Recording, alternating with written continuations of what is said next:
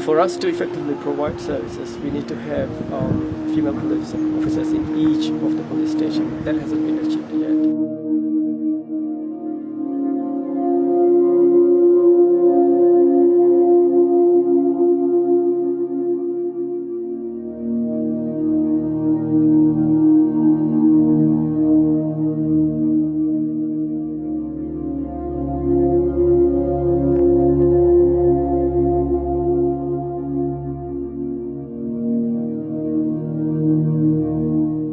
That was in 1980s, late 1980s, 1989 that was in fact. At that time, police was part of the military. So the separation took place in September 2004. Mm-hmm. So it all started in 1989, and starting from there, there have been female officers in our force. The idea at that time was just to increase the number of personnel, not to have female soldiers, let me say, at that time, but to increase the number, because at that time we were very underemployed. We couldn't find enough people to fill the vacant posts in the MNDF at that time. So it was basically about increasing the number, not just our female officers.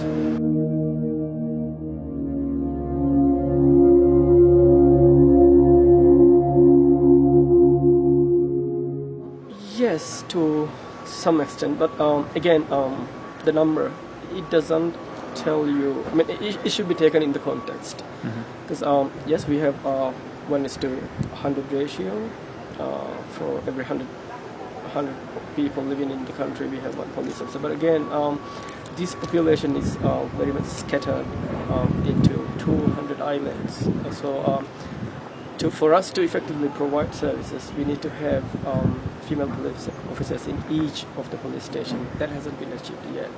But yeah, where female officers are deployed, they are making progress. They are making good results.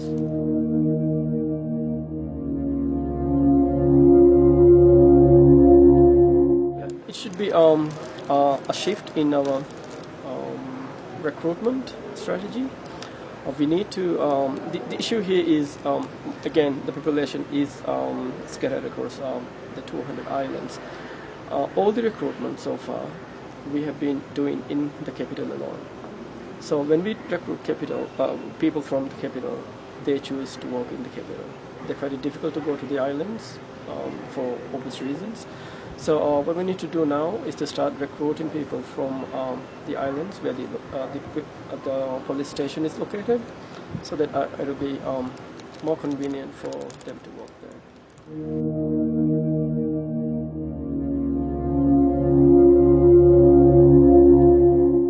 Again, on the softer side of the organizational aspects, like the style, the culture and the beliefs that we share. So we, coming from a military background, all the senior officers, their mentality is very much military. So it was, for them it was like they had to change their military helmet to a police cap in a matter of few days. That hasn't given them enough time to change their mindset. So this kind of military mentality is there.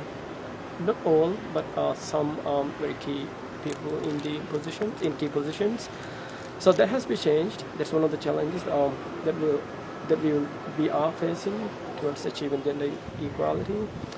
Again, this goes back to the management discourse, their narratives about creating a positive change, about having female police officers. So these will be the main challenges, and the rest follows from there.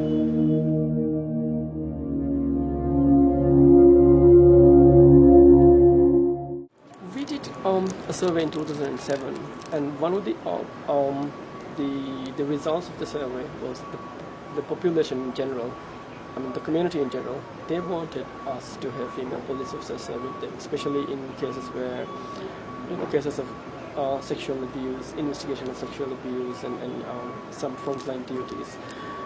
I would say the community in general, a bit positive about having police officers, but the community that we are living in, I mean, the community in Maldives is very politically polarized at the moment. So this political polarization creates a barrier for school leavers, female school leavers, to join the MPS. That needs to be taken out.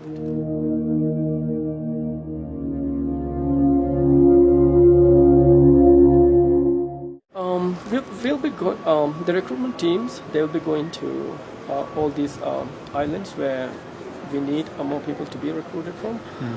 These teams will go there. They will conduct sort of a campaign to everyone, like the community, the girls who are looking for jobs, and also the parents of those girls. So kind of sensitizing them and encouraging them to join the police. This will be there, and also this should come with a policy change about the deployment. We kind of have to, unless it's absolutely necessary, we will not have to shift them to or deploy them in any other at all. So that will create a very, put them in a difficult position if that barrier hasn't been removed. So these kind of changes with a positive campaign in changing the societal attitude about police, I think, will make the difference.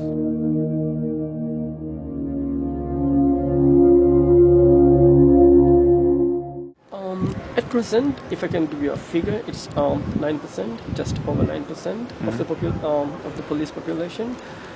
But I personally, I don't want to say that our target is to achieve 33% of the police force. No, it's not that way. What I want to achieve in MPS is to have people where they can create or they can produce the best results. So if it is a position where a female officer can produce the best result, we will put a female officer there. So if we go on this basis, it will be around 15% female officers. It should be a minimum of 15% of female officers, minimum of 15% of male officers. The rest can depend.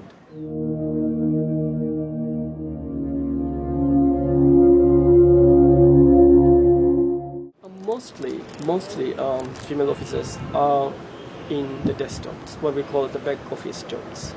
But the recent change in our deployment policy allows them to, or rather encourages them to go to the front line, and we will not be recruiting any more female officers for any of the desk jobs in the police. So if you are sworn, if you are joining the police as a sworn police officer, if you're a female, you'll have to be on the front line, and that's what we are encouraging them to do.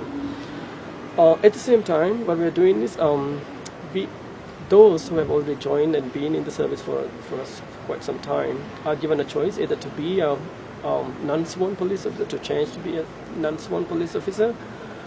So what we are doing here is, if the position of that sworn police officer becomes vacant, then we can recruit a new female officer who would want to walk in the front line.